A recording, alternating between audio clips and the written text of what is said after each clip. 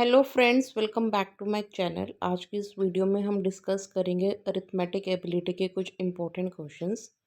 तो video start करने से पहले चैनल को सब्सक्राइब कर लीजिए और बेल आइकन को प्रेस कर दीजिए ताकि आगे आने वाले वीडियोस का नोटिफिकेशन आपको टाइमली मिल सके।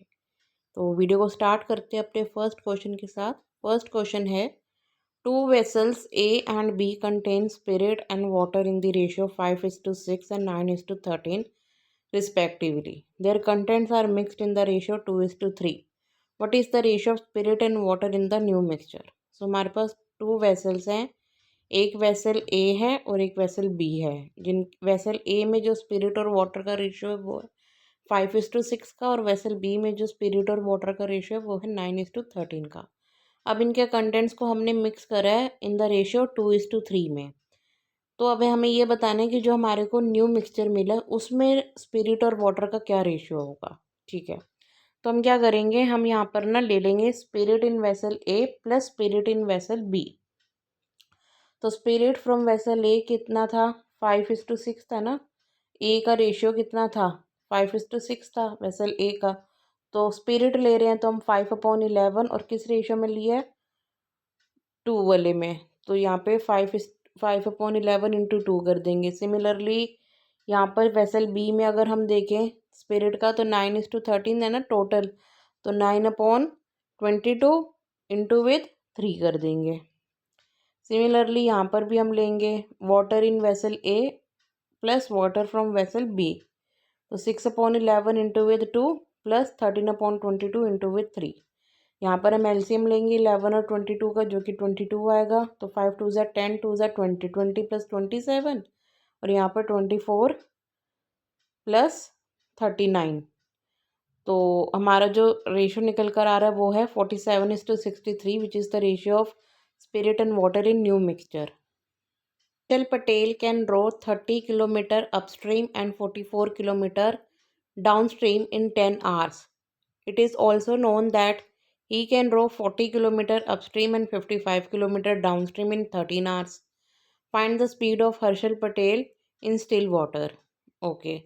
So हम यहाँ पे ना लेस अज्यूम कर लेते हैं कि जो x है वो स्पीड ऑफ हर्षल है और y जो है स्पीड ऑफ वाटर है। ठीक है, अब वो कह रहा है कि वो 10 आवर्स में ना 30 किलोमीटर अपस्ट्रीम चला जाता है और 44 किलोमीटर डाउनस्ट्रीम चला जाता है ना। टाइम का फॉर्मूला क्या होता है, time is equals to distance upon speed. Time is equals to distance upon speed. Now अगर वो अपस्ट्रीम जाएगा तो उसकी जो स्पीड होगी वो होगी एक्स माइनस वाई, और डाउनस्ट्रीम जाएगा तो उसकी जो स्पीड होगी वो होगी एक्स प्लस वाई। तो यहाँ पर हम ले लेंगे टाइम का फॉर्मूला क्या होता है, distance upon speed. 30 kilometre upstream जा रहा है ना, तो 30/x-y प्लस 44/x+y इक्वल होगा 10 के। क्लियर। सिमिलरली यहाँ पर भी हम लेंगे 40 किलोमीटर अपस्ट्रीम जा रहा है तो 40/x-y प्लस 55/x+y इक्वल होगा 13 के। ठीक है, नाउ अब जब ये डाउनस्ट्रीम जाएगा तो इसकी जो स्पीड होगी वो तो इक्वल होगी ना डाउनस्ट्रीम की या अपस्ट्रीम की। तो हम लेट कर लेते हैं कि ये वाला जो पोर्शन है ना ये T1 है और ये वाला जो पोर्शन है ये T2 है। ठीक है, तो अब क्या होगा, दोनों के केस में इसकी जो स्पीड होगी वो तो इक्वल होगी ना। स्पीड का फॉर्मूला क्या होता है, speed is equals to distance upon time. हमने यहाँ पर लेट करा कि ये T1 है, तो speed is equals to distance upon time. Distance is 44/T1, और यहाँ पर हमने लेट करा कि ये T2 है, तो ये 55/T2। और दोनों केस में जो डाउन स्ट्रीम स्पीड है वो तो इक्वल होगी, तो दोनों को हमने इक्वल कर दिया। इधर से हमारा T1/T2 का रेशियो निकल कर आ गया। तो T1/T2 का रेशियो आ गया 4:5। मतलब ये वाला जो पोर्शन है ये रिप्रेजेंट कर रहा है 4, और ये वाला जो पोर्शन है ये रिप्रेजेंट कर रहा है 5। क्लियर। अब देखो यहाँ पे तो ये 10 है, और 10 और ये वाला जो पूरा पोर्शन है ये रिप्रेजेंट कर रहा है 4। तो 10 जब हम इसको शिफ्ट करेंगे तो 10-4 करेंगे तो 10-4 कितना होगा, 6 होगा। मतलब इस पूरे की वैल्यू कितनी होनी चाहिए, 6 होनी चाहिए। क्लियर। तो अब यहाँ पर न्यूमिरेटर में तो क्या दे रखा है, 30 दे रखा है, और डिनोमिनेटर में क्या है, x-y। और हमें ये पता है कि इस पूरे की वैल्यू कितनी होनी चाहिए, 6। तो हम क्या करेंगे, 30 को डिवाइड कर देंगे 6 से, तो आंसर क्या आ जाएगा, 5 आ जाएगा। तो यहाँ से हमारी दो इक्वेशन बन जाएंगी कि x प्लस वाई इक्वल है 11 के, और x माइनस वाई जो है इक्वल है 5 के, क्योंकि ये वाला पोर्शन क्या रिप्रेजेंट कर रहा था, 4 रिप्रेजेंट कर रहा था, और ऊपर इसमें न्यूमरेटर में क्या था, 44 था, 44 था। तो हमने क्या करा, 44 को डिवाइड कर दिया 4 से, तो x प्लस वाई की वैल्यू तो आ गई 11, और x माइनस वाई की वैल्यू आ गई 5। यहाँ से दो इक्वेशंस बनी, y से y कैंसिल आउट हो गया, 2x इक्वल आ गया 16 के, सो x इक्वल आ गया 8 किलोमीटर पर आवर के, जो कि थी speed of Harshal. Speed of Harshal हमारी कैलकुलेट होकर आ गई 8 kilometre per our. Profit earned on selling an article for rupees 780 is 6/7 of the loss incurred on selling the same article for rupees 260. To earn a profit of 65%, what should be the selling price of this article? Okay, now हमें पता है कि profit का formula क्या होता है, S P minus C P, और loss का फॉर्मूला क्या होता है, C P minus S P. तो यहाँ पे हम यही फॉर्मूला का यूज़ करेंगे। अब वो कह रहा है कि जब हम आर्टिकल को 780 का सेल करते हैं, तो उस पर जो प्रॉफिट अर्न होता है ना, वो 6/7 होता है। अगर हम 6/7 होता है किसके, लॉस के, अगर हम उसी आर्टिकल को 260 रुपीज़ में सेल करते हैं। ठीक है, तो प्रॉफिट का फॉर्मूला क्या होता है, S P minus C P. तो एस पी हमें पता है 780, सी पी हमें पता नहीं है, तो एस 780 माइनस सी पी, और ये किसके इक्वल होगा, 6/7 ऑफ द लॉस। लॉस का फॉर्मूला क्या होता है, C P minus S P, C P minus 260, अगर हम उस आर्टिकल को 260 में सेल कर रहे हैं। बस अब यहाँ से हमारी इक्वेशन बन जाएगी, इक्वेशन बन जाएगी तो हमारी यहाँ पे सी पी की वैल्यू कैलकुलेट होकर आ गई है 540 की। अब हमें वो पूछ रहा है कि अगर हमें इसी आर्टिकल पर 65% का प्रॉफिट कमाना है, तो इसका क्या सेलिंग प्राइस रखना पड़ेगा। तो 65% प्रॉफिट के लिए हम क्या करेंगे, 540 का 165% कैलकुलेट कर लेंगे। सो 165% ऑफ 540 विल बी ₹891। तो 891 पे हमें उस आर्टिकल को सेल करना पड़ेगा। Train running at 48 kilometre per our crosses a man going with the speed of 12 kilometer per hour in the same direction in 18 seconds. Okay, and pass a woman coming from opposite direction in 12 seconds. The speed of the woman is, okay, so हम यहाँ पे values पहले लिख लेते हैं। हमारे पास ये दे रखा है कि जो ट्रेन और मैन है वो तो सेम डायरेक्शन में ट्रैवल कर रहे हैं, और ट्रेन और वुमेन जो है वो ऑपोजिट डायरेक्शन में ट्रैवल कर रहे हैं। स्पीड ऑफ ट्रेन दे रखी है हमारे को 48 किलोमीटर पर आवर की, और स्पीड ऑफ मैन हमें दे रखी है 12 किलोमीटर पर आवर की। तो यहाँ से ना हम डिस्टेंस कैलकुलेट कर सकते हैं, बिकॉज जब मैन और ट्रेन चल रहे होंगे, ठीक है, तो जो डिस्टेंस होगा ना वो लेंथ ऑफ द ट्रेन के इक्वल होगा। नाउ डिस्टेंस का फॉर्मूला क्या होता है, distance is equals to speed into time, correct. Now since train और मैन जो है both are moving in same direction, so relative speed will be equal to the difference of their speed.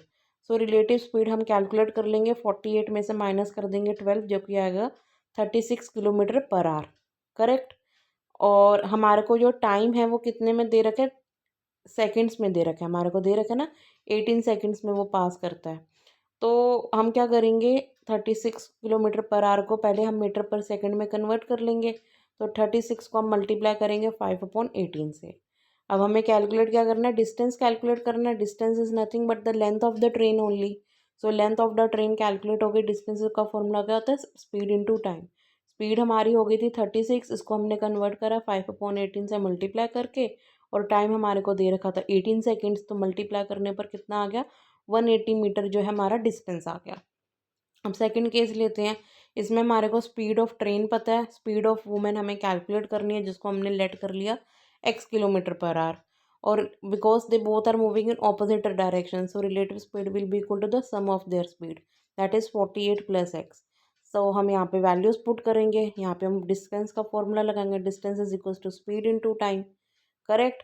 तो यहाँ पे हमने डिस्टेंस की जगह लिख दिया 180, स्पीड इनटू टाइम करा, और अगेन हमने इसको 5/18 से मल्टीप्लाई करा सेकंड्स में कन्वर्ट करने के लिए, ठीक है। तो ये आ जाएगा हमारा, कैलकुलेट करने पर एक्स की वैल्यू कितनी आ गई, 6 मीटर पर सेकंड जो है वुमेन की स्पीड है। Certain sum amounts to ₹81,840 in 3 years and to ₹92,400 in 5 years at X% per annum under simple interest. If the rate of interest becomes x plus 2%, then in how many years will the same sum doubles itself? Okay, तो late हमने कर लिया, इसमें जो हमारा principal है ना वो p है। अब 3 साल में तो उसकी वैल्यू जो है ना वो हो जाती है 81,840, और 5 साल में मतलब अगले 2 साल में उसकी जो वैल्यू है वो हो जाती है 92,400। मतलब 2 साल की हम यहाँ पे सिंपल इंटरेस्ट कैलकुलेट कर सकते हैं। इन 2 ईयर सिंपल इंटरेस्ट हमारी कैलकुलेट होकर आ गई है 10,560। तो 1 साल की सिंपल इंटरेस्ट कितनी हो गई? 5,280 की। और 3 साल की सिंपल इंटरेस्ट कितनी हो जाएगी? 15,840 की। तो प्रिंसिपल अमाउंट हमारा कैलकुलेट हो जाएगा। प्रिंसिपल का फॉर्मूला क्या होता है? Amount minus simple interest. ठीक है, अमाउंट कितना है? 81,840। इसमें से हमने सिंपल इंटरेस्ट माइनस कर दी 15,840 की, जो कि आ गई 66,000। अब यहाँ से हम रेट कैलकुलेट कर लेते हैं। ठीक है, तो जो हमारा रेट ऑफ इंटरेस्ट आ जाएगा, सिंपल इंटरेस्ट 1 साल की कितनी थी? 5,280 मिल रहा है कितने पे? 66,000 पर। तो हमारा रेट ऑफ इंटरेस्ट कैलकुलेट होकर आ गया 8% का। अब वो कह रहा है अगर रेट जो है x+2% हो जाए, x+2 मतलब 8+2 दैट इज़ 10% रेट हो जाए, तो कितने टाइम पर जो है अमाउंट जो है वो डबल हो जाएगा? मतलब अगर हमारा प्रिंसिपल p है तो वो 2p हो जाएगा at the rate of 10%। Correct. तो यहाँ पे हम वैल्यूज़ पुट करेंगे। अगेन वैल्यूज़ पुट करने पर जो हमारा टाइम निकल कर आ रहा है वो आ रहा है 10 ईयर्स का। सो time is 10 years. A and B started working on a project and A can complete the project in 36 days. A worked for 20 days and B completed the remaining work in 8 days. How many days would B have taken alone to complete the entire work? तो ए और B जो है work करना start करते हैं। ठीक है, अगर ए अकेला काम करेगा ना तो वो उस काम को 36 डेज में कंप्लीट कर लेगा।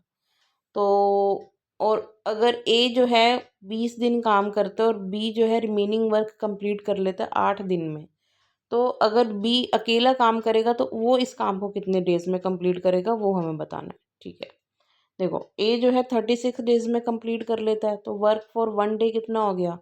1/36। और 20 दिन उसने काम करा है, तो 20 दिन में कितना काम करा होगा? 20/36। रिमेनिंग वर्क कितना हो गया? टोटल वर्क हम एज्यूम करते हैं कि 1 होता है, तो 1 - 20/36 कर देंगे तो हमारा रिमेनिंग वर्क निकल कर आ जाएगा 16/36। अब इस 16/36 के वर्क को बी ने 8 दिन में कंप्लीट करा है, 8 डेज लगे हैं 16/36 के वर्क को कंप्लीट करने के। तो इससे हम बी का 1 दिन का वर्क निकाल लेते हैं।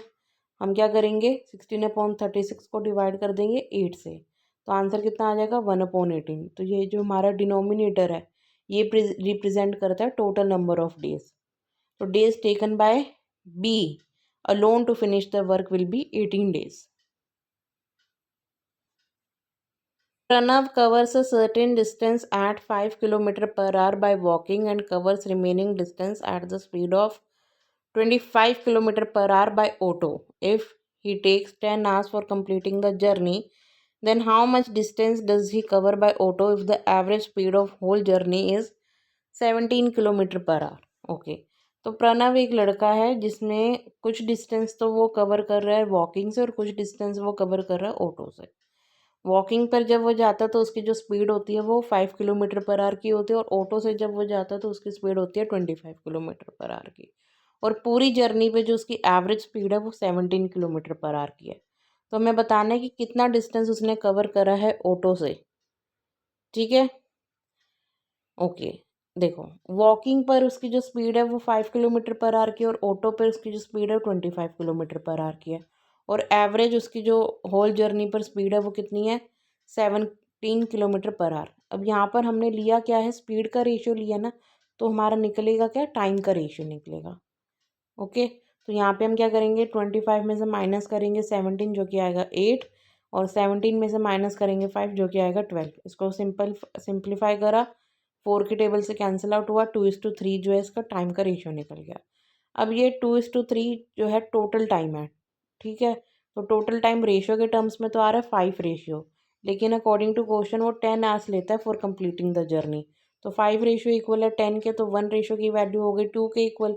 ना हमसे पूछा गया डिस्टेंस कवर्ड बाय ऑटो, तो यहाँ पर हम क्या करेंगे, ऑटो का यहाँ पे निकाल लेंगे टाइम कितना है। तो 3 इंटू 2 करेंगे 6 आएगा, और स्पीड हमारे पास दे रखी है ऑटो की 25 kilometre per hour. Now distance is equals to speed into time, तो 25 इंटू 6 करा, जो कि आएगा 150 kilometre is the distance which he covered by auto.